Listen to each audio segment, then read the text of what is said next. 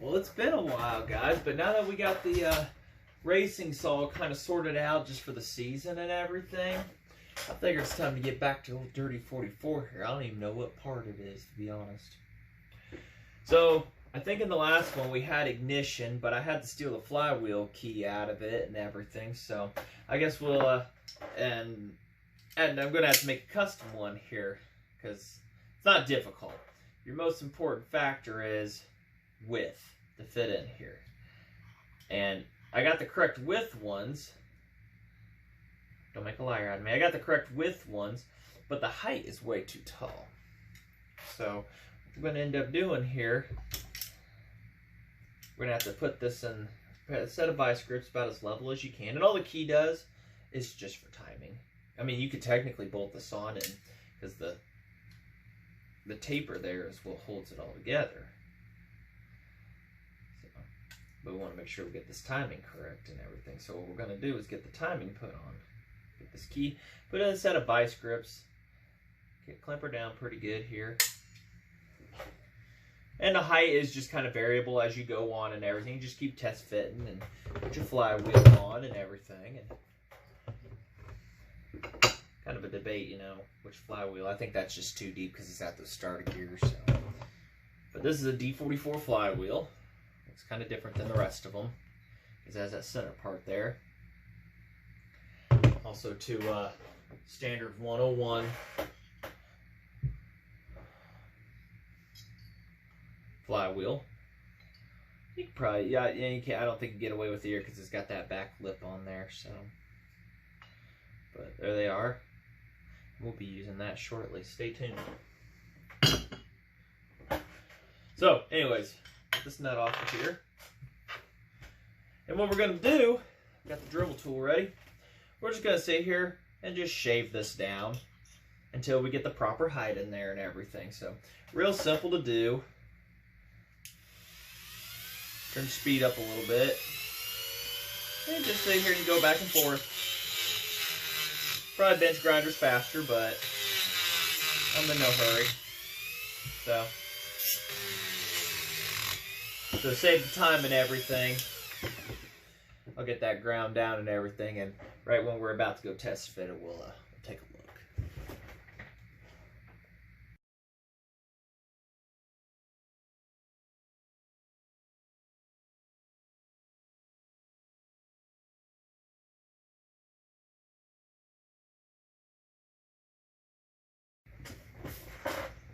Yeah, alright.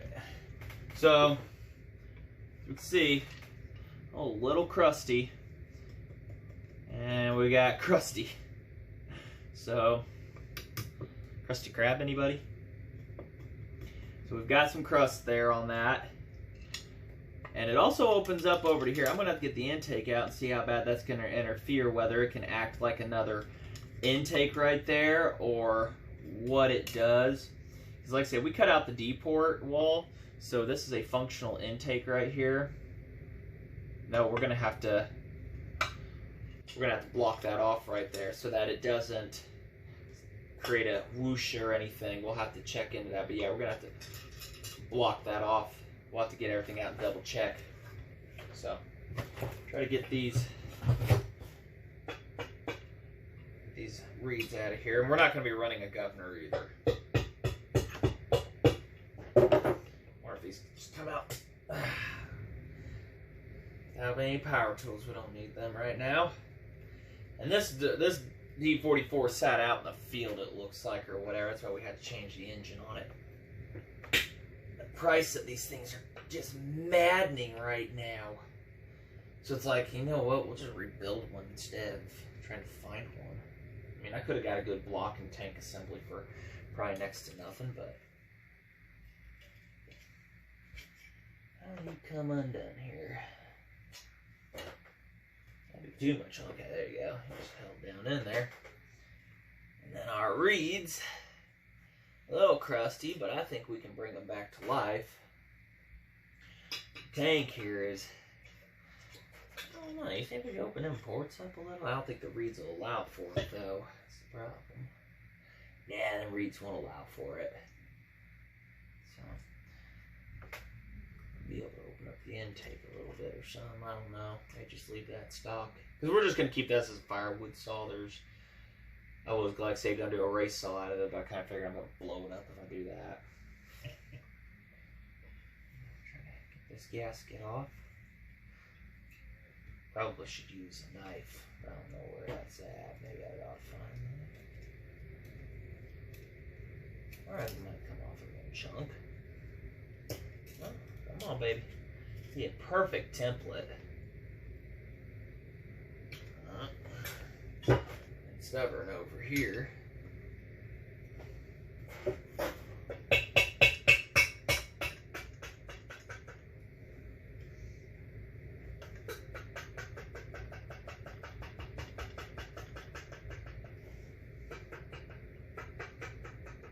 We might get lucky, everybody. This is an insulator gasket. Not just average Joe Blow stuff. Now that I cut and make, even though I've done it before. I try to save these gaskets. I just put a little sealer on them after you clean them up. Yeah, that's what I'm talking about. Might be able to clean that up with some sealer on her and should be good to go. And we're doing this on the cheap and we're doing this on the dirty, so that'll definitely need cleaned up. I wonder if I could just put a bunch of JB weld in there. I've got some underneath and just smear it on there and it'd be alright. Sand it down and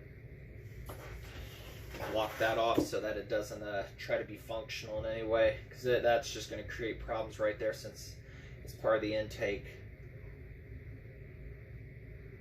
So, alright, we'll go get these soaking in vinegar here and get these crucial parts here. Get them cleaned up and everything and we'll be back.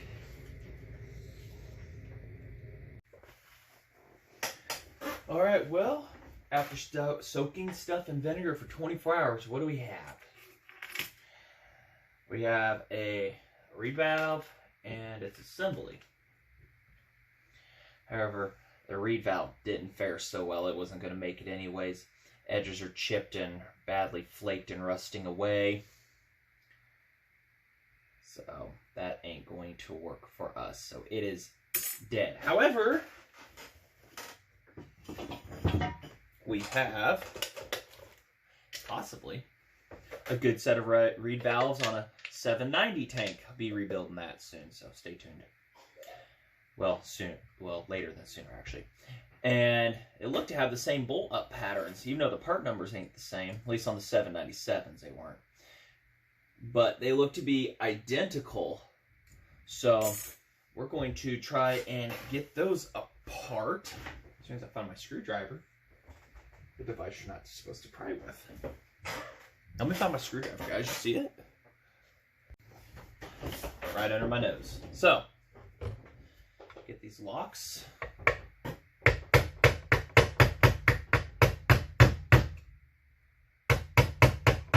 Moved out of the way here.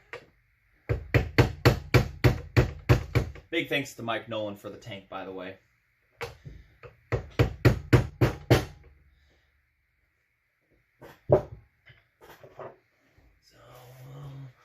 That we have. I don't know if we got the tank size. Maybe. We got it right there. Do we have the impact to make life a little faster here? Just a little faster. Actually, if it's 1/4 inch, then we'll just use. We'll just use the tool itself. Back up. And the D44 has slots for screws, flat blade in it, so a little design change it looks like later on. Might be just to keep costs down, but also flat blades probably weren't as needed. Why give two options when the reality is you only need one? So I'll be wondering if we could also use the directionalizer. Oh yeah, those look like they've been replaced at one point. Those are just spanking new. How well can you guys see that? There we go. I'm looking at the camera here. Yeah, see that? Those are just spotless. And dead identical, pretty much. Yeah. Pretty much identical. So, those may fit the bill. Seems, like I say, I wonder if we can just put those directly on, since the other 740, 790, my bad, works, but we just use the reeds instead. I don't know if there was exactly an advantage to it or not. Unless that's just one assembly right there. Looks like it might have been pressed on. Who knows? Just wonder if there's an advantage to having that.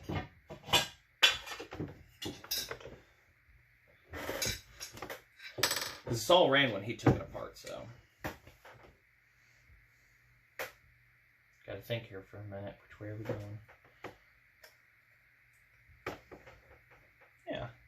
I just cleaned that surface up right there, but it looks like everybody will be happy.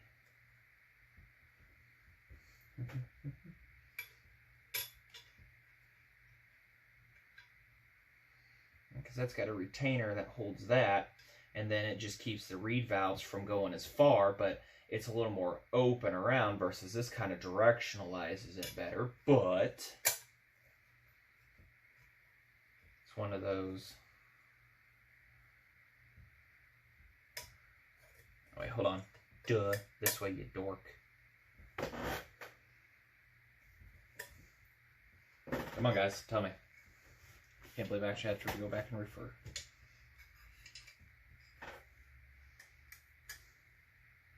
That way. There we go. Yeah, because it goes to the stuffer, you dork. There we go. Yep.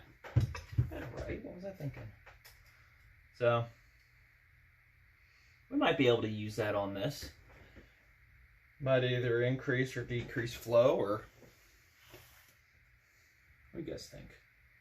Fewer pieces, I mean, all it does is bolt down this versus this right here. I mean, keep it as an assembly, and that just holds down just like so.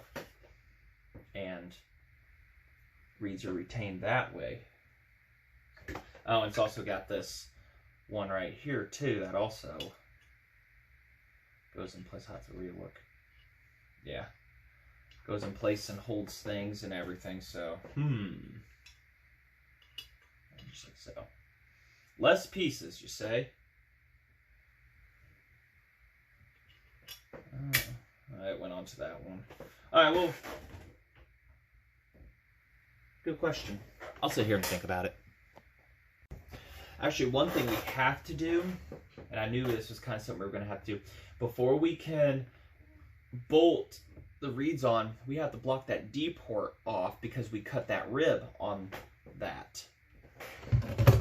And we can cut a gasket and then that just acts like, you know, the boundary or whatever, but we still need to block that off just in case, because I'm pretty sure since there's no ridge there on the block anymore to hold it, the gasket could fluctuate or whatever within the block. So we're going to put a bunch of JB weld inside of here, and then we'll sand her down or whatever, and we'll just put this as the base for the JB weld to sit on with enough weight.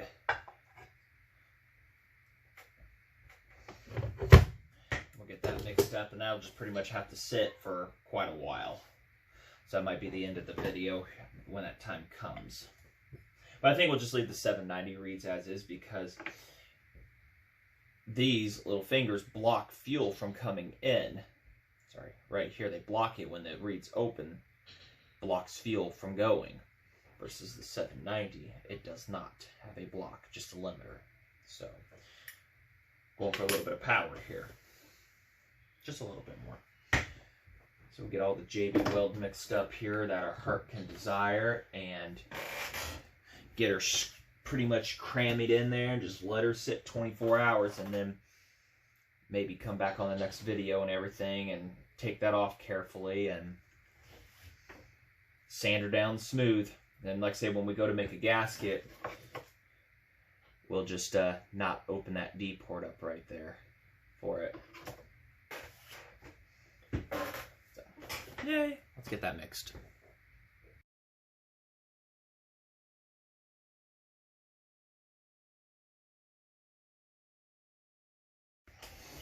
What do you guys think? I'll get lucky and it won't sag through to the other side. I mean, I think I got that pretty good on first try.